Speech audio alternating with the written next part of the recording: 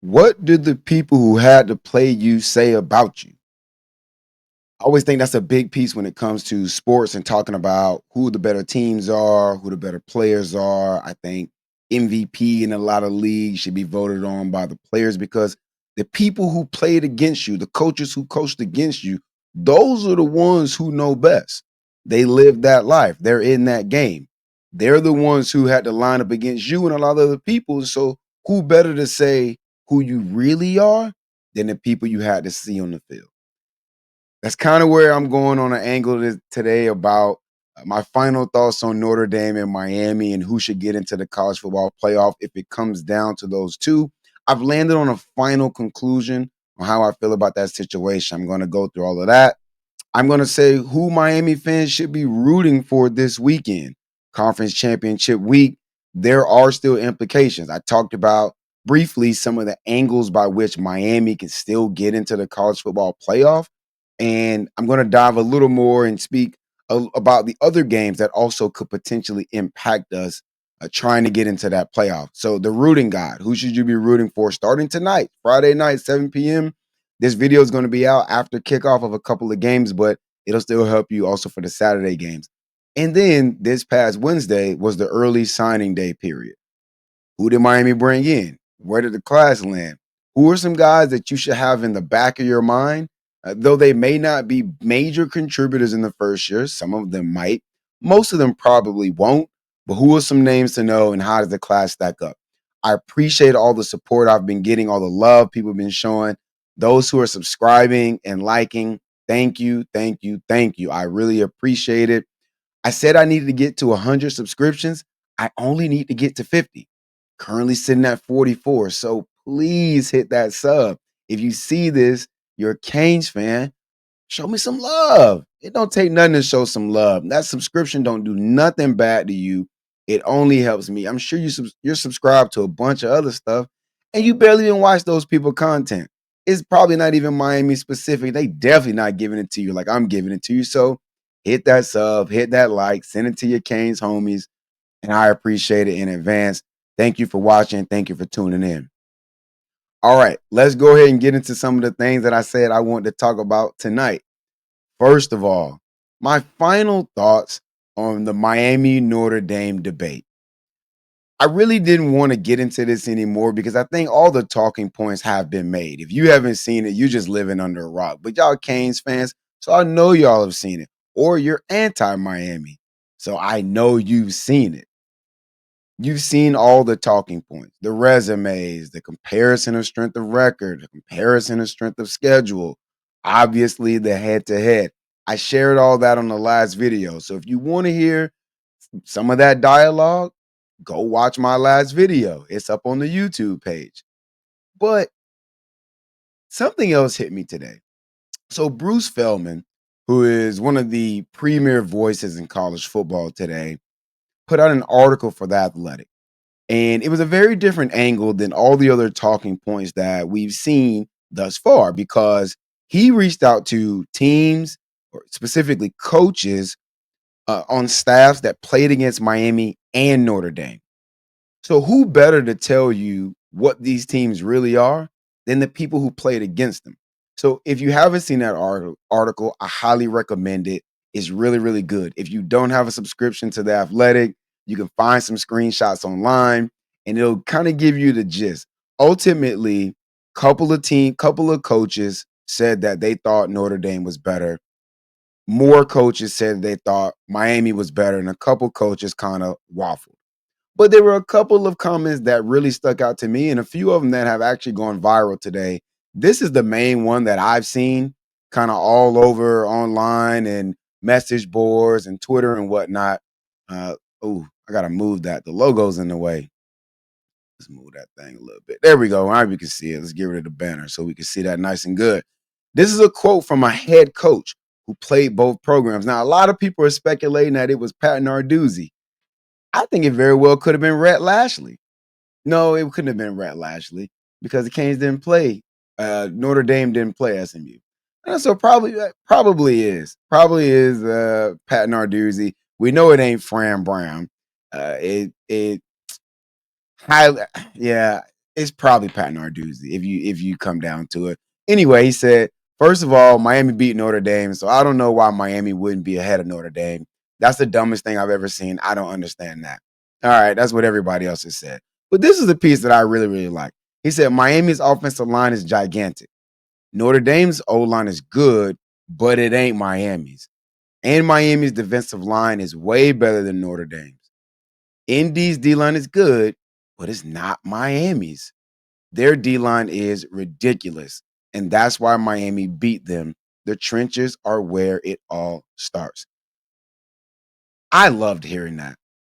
We are Miami fans, and we've seen times and teams that weren't that way. We used to get beat up front.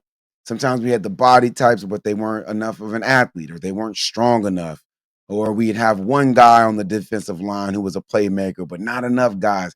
And rarely have we had it on both sides of the ball. It's probably been since the early 2000s where the O line and the D line were considered elite or very, very high level, and so that's saying something. That's a really, really big deal. But as I read the rest of the article and I saw people talk about the strengths of Notre Dame and the things that they thought Notre Dame had better than Miami, I really landed on this. It's a shame one of these teams will be left out of the playoff. Like, it actually is a shame because as you watch the games, take off your bias, right? Take off your cap, right? Take off your orange and green glasses or your blue and gold glasses, and you really look at both of these teams, and you have to admit that both teams are really, really darn good.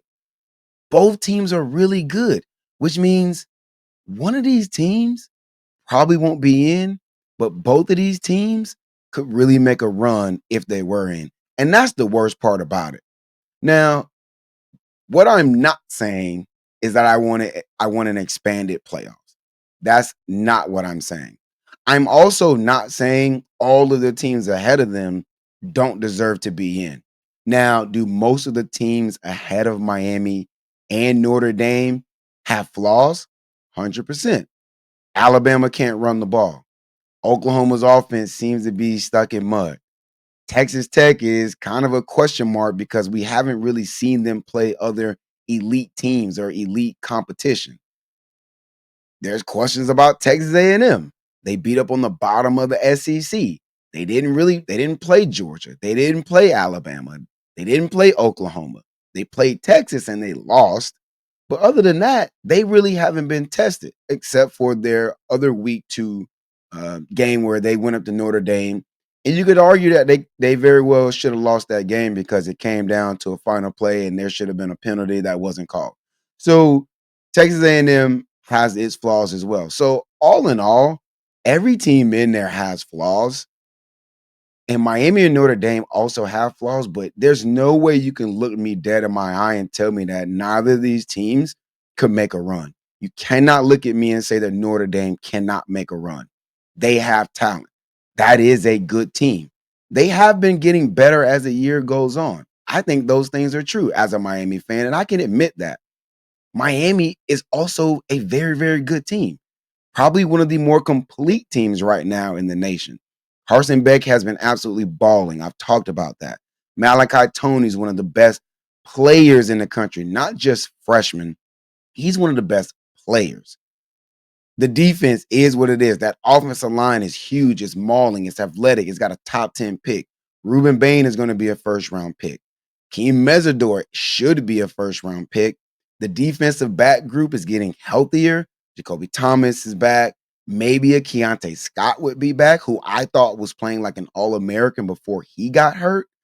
So you cannot tell me that this Miami team also couldn't make a run. So the biggest shame in all of this is the fact that one of these teams won't get in. And both of these teams are probably top 12 in the country. Now, there's going to be revisions done to the college football playoff uh, regulations or how they pick teams. That's going to come, but it's not going to come fast enough for it to make a difference for this weekend. And that really is a shame because both of these teams are really good and both of these teams deserve to be in. Those are my final thoughts on the Miami versus Notre Dame thing. Again, you've seen all the other talking points, so there's no need to go back through all of that. There's no need to rehash all of that stuff. It's all out there. You can find it. But those are my final thoughts. The biggest issue is that one of these teams won't get in, and both of these teams are playoff caliber. That's the toughest pill to swallow. Now, let's get into the rooting guide for Miami Hurricanes fans. So, as I mentioned, this weekend is going to be college con- conference championship weekend. Sorry, I'm trying to do too many things at once. I don't have a producer. This is all just me, just making it happen. So the rooting guide. Who are we rooting for this weekend? Well, let's go through the games. Let's go through the teams, and I'm going to tell you exactly who it is that we as Miami fans should be rooting for. So you're going to get two games on Friday night. These are your G5 games. Now, the G5 games matter because the likely winners of one game and either team on the other side very well are playing for the 11th and 12th spots in the playoffs. So the first game is James Madison. James Madison is currently ranked in the top 25 of the CFP rankings. They're playing Troy and they're 24.5 point favorites. They should win. If they win, they're in, right? Because and I'll come back to exactly why that is the case. So James Madison, Miami Hurricanes fans, we want James Madison to win. I'll explain a little bit more here in a second. We're cheering for James Madison. They're 24.5 point favorites. They really shouldn't need much of our good vibes to help them get over the hump. They should handle business. The second game for Friday night that we want to pay attention to is North Texas versus Tulane. Both teams are ranked. North Texas is number 20, and I believe Tulane is number 24. North Texas is 1.5 point favorite. On this game, it really doesn't matter who wins because either way, the winner is probably getting into the playoff. And we want that. That is a good thing. Now you might be thinking, Breeze, bro, what are you talking about? Why would we as Miami fans want a G5 team, let alone two G5 teams, get into the college football playoff? Again, I'm gonna come back to that. I'm gonna explain that. Just give me a minute. Stick with me for a second. So those are the Friday games. We're looking for James Madison to beat Troy, and you can watch a North Texas and Tulane game. I think it's going to be a good watch. Both coaches have taken other jobs. Drew Mestemaker is a quarterback at North Texas. If we're talking about potential quarterbacks that Miami will look at in the portal, Mestemaker is a name that I keep hearing. A lot of folks like Drew Mestemaker. He's done a lot of good things for North Texas this year. So if you want to watch for that reason, just to see a potential future quarterback or a guy that Miami might be interested in the portal at the quarterback position. All right, let's move forward to Saturday. On Saturday, 12 o'clock, the first game that you want to pay attention to is the Big 12 championship. We've got BYU playing Texas Tech. This is the big one. This one matters most to Miami fans of all the games that are going to happen this weekend. Here's the reason why. Currently, Notre Dame is at the number 10 spot. BYU is at the 11th spot. Miami is ranked at number 12. Now, they've continued to move the goalposts.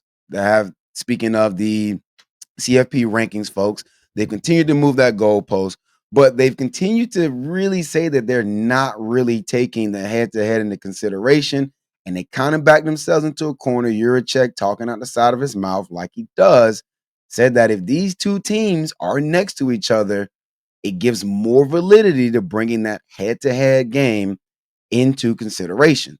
So we as Miami fans, we want BYU to lose. Flat out. Honestly, the worse they lose, the better.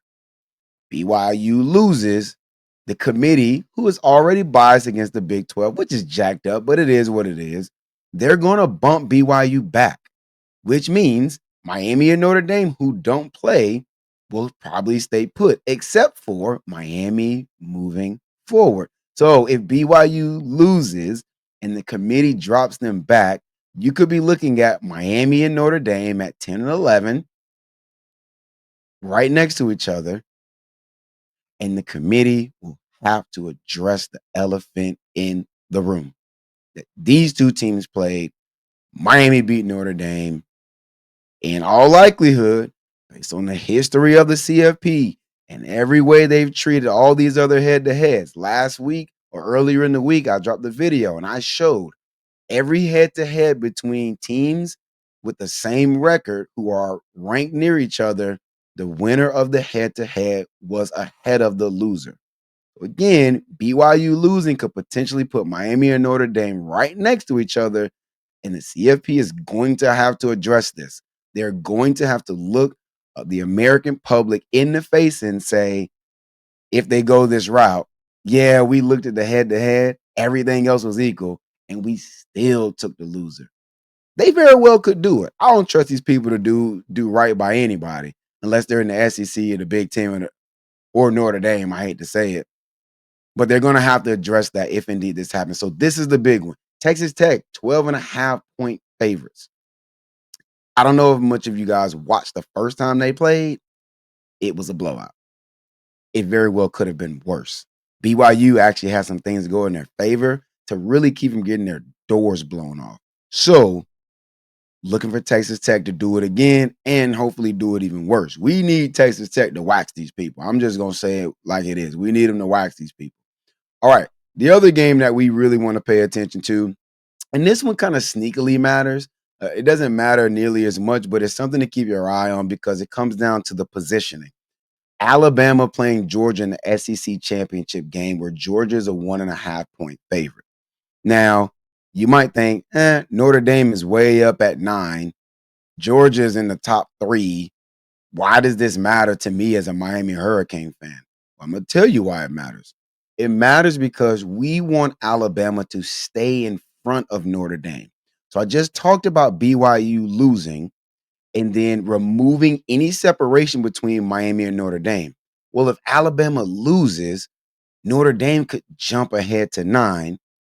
Alabama dropped to 10, and then Miami's at 11. And now those two teams aren't next to each other.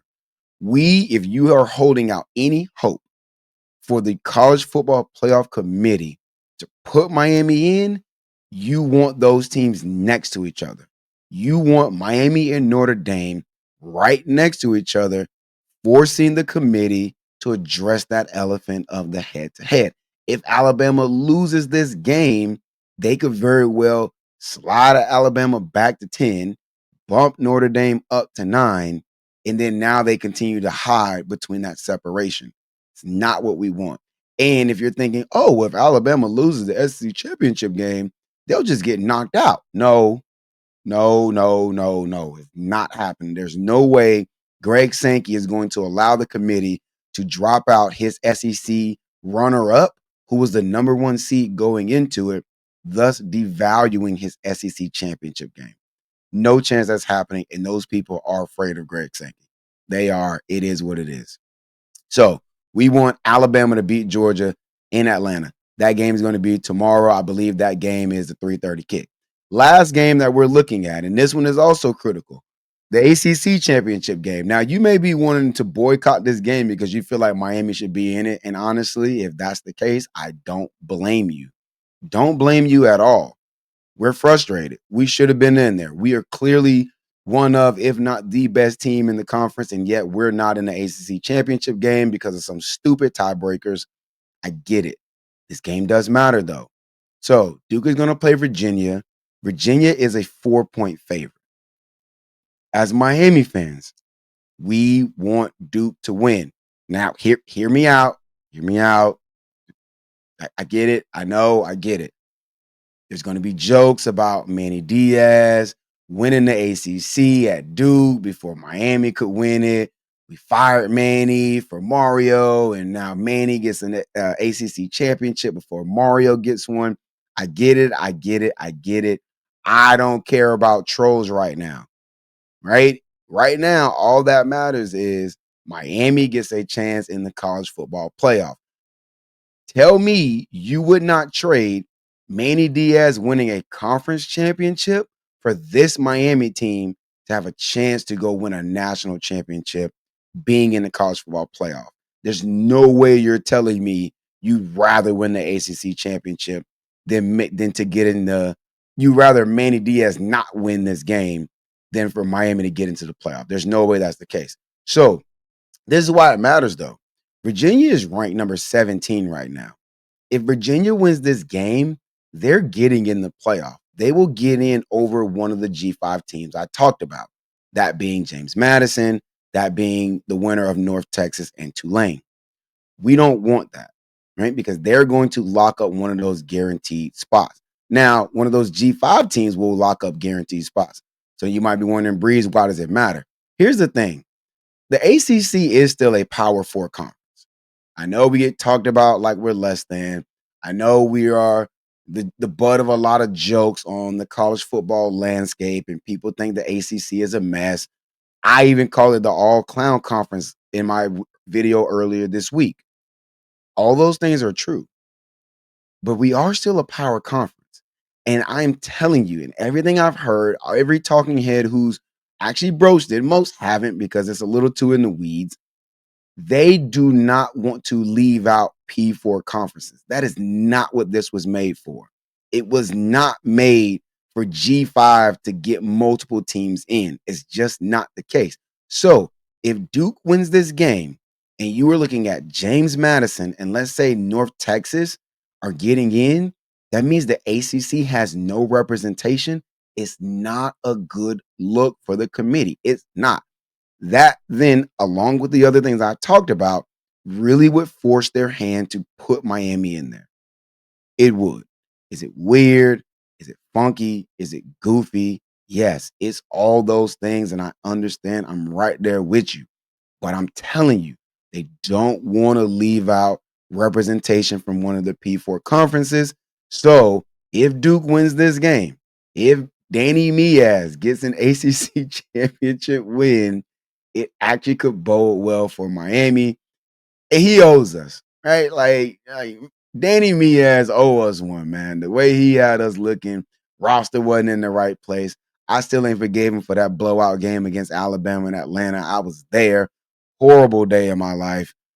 He owe us one. Manny, do us a solid, big dog. Go out there, win that game, end up not in the playoff because Duke is unranked. So if they win, they not guaranteed a spot. They're not getting it. Go ahead and knock Virginia out the way. Go ahead and give us an opportunity to get in this thing, man. So that's the rooting guy. Went through it real quick. Miami, we want James Madison to win. We really don't care between North Texas and Tulane, but we really want Texas Tech. And we want Texas Tech to win big. We want Alabama to beat Georgia. We want Duke to beat Virginia. That is your weekend rooting guide for conference championship weekend. Those games, again, kick off tonight. As I'm recording, those G5 games are already being played. So by the time you watch this, those games might be over already. But tomorrow, hopefully y'all are watching this before the games kick off tomorrow, and you'll get to see those other games and you'll know, who to be rooting for, right? Putting those good vibes in the air, manifestations and all that stuff that people talk about. We trying to do all of those things. All right. Now, the last thing I want to talk about is I want to talk about National Signing Day, Signing Day 2025. So the early signing day came and went on Wednesday. Not as big as a deal as it used to be. There was a time where me and my homies, we'd call out of work just so we could watch National Signing Day to see all the flips, see who Miami was going to close with. It's just not that way anymore. Honestly, nothing really surprising happened. If you've been paying attention, Miami signed all the kids they thought they were going to sign, except for adding one kid who had recently decommitted. I believe it was from Wisconsin. It's a linebacker, and we ended up winning that recruitment. 3-star kid, he's fine. Ultimately, though, and overall, I want to just give some thoughts on the class as a whole. Miami finished with the number 10 class, by far the number 1 class in the ACC, which is a big deal, right? We want to continue to separate ourselves from the rest of the league. If nothing else, Mario is just going to out-talent the rest of the league, and that's how you guarantee yourself opportunities to play for the championship game and to make sure that you are always in the conversation for the college football playoff.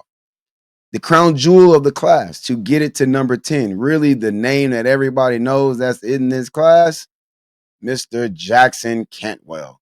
So Jackson Cantwell is the number 7 overall player in the country. As you can see, 6'7 and a half, 320, right out of high school.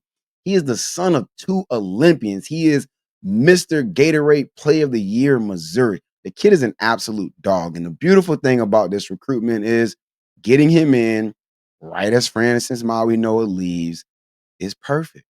Right? Mario, he's had the Penei Sewell. He's had now Francis, who is seemingly bona fide going to be a first round draft pick, potentially top 10 pick. Well, now you get to replace him with another kid who, by all means, looks to be an immediate plug and play guy. I fully expect this kid to win the right tackle starting job next year for the Miami Hurricanes. Like, he's that good. 400 pancakes on his career, national record books for the shot put. Like, the kid is just a huge athlete, like just dominant in everything that he's done. And he's not just big, he can move, he's limber. Like, this kid is special, man. He's crazy, freaky strong. Go look up some of the lifting videos he's put out there. Some of the close grip bench press this kid is doing is incredible stuff. But again, he's the son of two Olympians. I want to say both shot put. His parents ain't little people either. So he's built like an offensive lineman. He was born to move people, born to push people out of his way, just like his parents were. And this kid is special, man. And so, real quick, just on the offensive line group in totality, Mario really, really gushed about this group. He talked a lot of praise on this group. This is what Mario had to say when he was talking about the offensive line group. Not just Jackson, it's the entire offensive line class. This is as excited as I've ever been about a group of offensive linemen as I've ever been. And the reason being they're all of the same type of DNA. They're all made of the right stuff. They're all legitimate workers, grinders, tough guys. They understand ball. They understand the intangibles that come with being a great football player, a great teammate, a champion. And a lot of them are playing or have played for titles before. So how do they rank? Yeah, you never know until the end, but coming in as talented or more talented than any class that we've had. And I'm sure I'll hear about that tomorrow from Cece. That's a big deal coming from Mario. Mario is saying that this is one of the best O-line classes that he's had and how excited he is about this O-line class. Remember, there was a class where he signed 2 5-stars in Samson Okunlola and Francis Maui Noah. And he's saying he's excited about this class as any other, especially in particularly the offensive line group. That's a big deal, bro. That's saying a lot. You're talking about, again, a guy who was a national champion offensive lineman himself. He's saying this kind of stuff about this O-line class, man, they must be special. Some other position groups that I thought we really, really killed it on was wide receiver. One of the things that you can tell about a really special recruiter is when he can dial in on a position group and it end up being one of the best recruiting groups in the country. There was clearly a effort and an energy around recruiting receivers, and you saw it. This is the best receiving class Mario has put together since he's been in Miami. He signed 2 top 100 receivers. One is Samorian Wingo out of St. Augustine, who was one of the highest risers. I want to say he jumped like 100 spots to end up in the top 100 of the 247 Sports total composite recruiting. This is a mouthful. Out of St. Augustine, smooth receiver, just athlete, just knows how to run his routes, great hands, go up and get a ball, make guys miss in the field. He's a special, special kid. You got Milan Paris, who's the number 64 player in the country. Big body, 6'5" and a half wide receiver, but not just big and slow. He can move, he can run. I want to say he ran a 4.5, maybe a 4.4. He was the replacement for Calvin Russell, who a lot of Miami fans know as a 5-star recruit out of Miami Northwestern. But when Calvin Russell was playing games and he committed to Syracuse, Mario just moved on and he went and got a Milan Paris out of Ohio, who's a 4-star top 100 recruit himself. And then not to be forgotten, Vance Spafford out of California.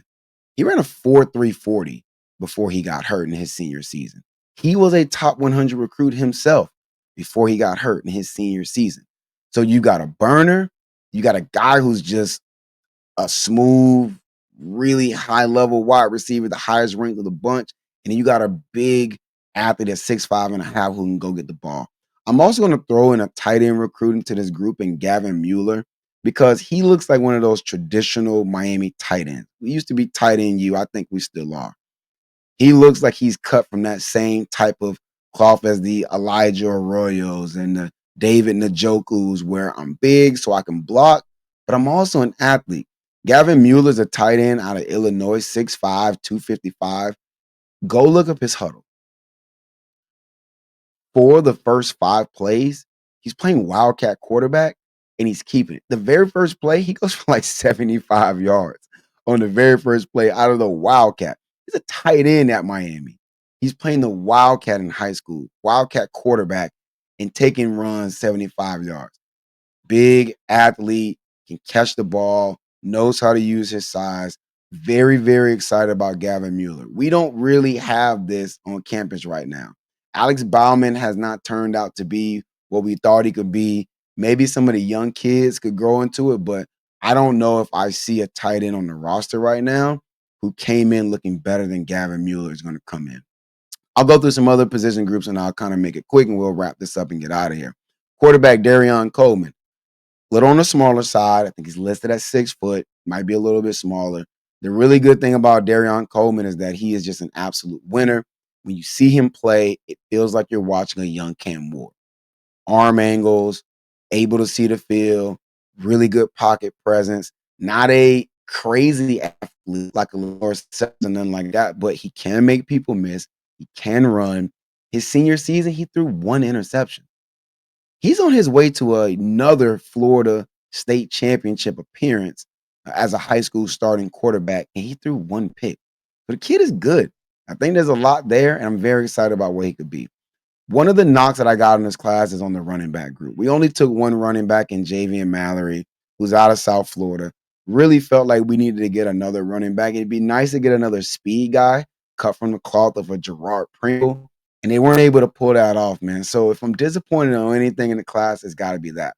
D-line class, I like that. Headlined by a kid named Keyshawn Stansfield out of North Carolina, number 72 overall player in the country. They flipped him from Clemson. Not often that you flip players from Clemson, but we were able to pull that off. And then at the D tackle spot, not any big names, but a lot of big bodies. Pause. A lot of body types that you like for the defensive tackle spot. Logan Nagel, 6'4.5", 280. Tyson Bacon, 6'3", 263. Frederick Sanchez, 6'3.5", 273. So they really went body types on the interior defensive line when it came to recruiting. And I'm not mad at it, man. You just need big guys in the middle sometimes. And hopefully you got something in there. Hopefully somebody peaks and they can really turn into a guy. Maybe like in Ahmad Moten, where it took him a few years, but when the light came on, it really came on, and now he's playing himself into an NFL look. Took a number of DBs, took 6. The belle of the ball, the crown jewel of the DB class is J.J. Dunnigan, who is a recruit out of Kansas. He's a number 92 overall player. And then, of course, I got to talk about Camden Portis, who's a number 116 overall player. He's a corner. It's Clint Portis jit. Like, come on, man. You got to show love to Clint Portis jit. He also was a high riser in the recruiting class, too, as his body type continued to fill in. And obviously, you already know what the pedigree is when your dad is Clinton Portis. Like, kid was just born to be an athlete. I think the kid is special. So, National Signing Day, it's a good class. Number 10 overall in the country. Not great. Nothing crazy, but you hit on some spots that you really needed to hit on. Receiver, we haven't done an amazing job recruiting. Nailed that. You had to layer in another high-level offensive line class because the last one you did was the Francis class. So you went out, you nailed another one of those. Body types on the defensive line on the interior, we haven't recruited D tackle great. Let's call it what it is. You're going to need some body types there. And then you added some athletes at DB where I think all 6 of them look like they could actually be contributors here. I don't see any bums of the group. I don't see any kids who are just filler guys or we took them just to take them. Like, they all look legit in my opinion. That is the wrap up. That is my review of the 2025 National Signing Day. Again, there's always a chance we take more kids. The portal's going to open up, though, in about a month at the beginning of January. Pretty soon, we're going to be talking about that. As always, I appreciate everybody tuning in. If you are looking for a rooting guide, who you should be rooting for this weekend, I got that in here. Some final thoughts on the college football playoff. Ultimately, I think Miami and Notre Dame should be in because they've got the talent to go make a run. And it's unfortunate that one of them won't get in. That just is what it is. There's no way both get in there, but it's a shame because both of them are playoff caliber teams. And Miami closed out their 2025 recruiting class for early National Signing Day. Again, it's probably the rest of it. Knowing Mario, he's going to turn his attention to the portal. Hopefully, we tampering. Because if you ain't tampering, you behind the eight ball. Because everybody else is going to be doing it. We need to be doing it too. As always, man, I appreciate everybody tuning in.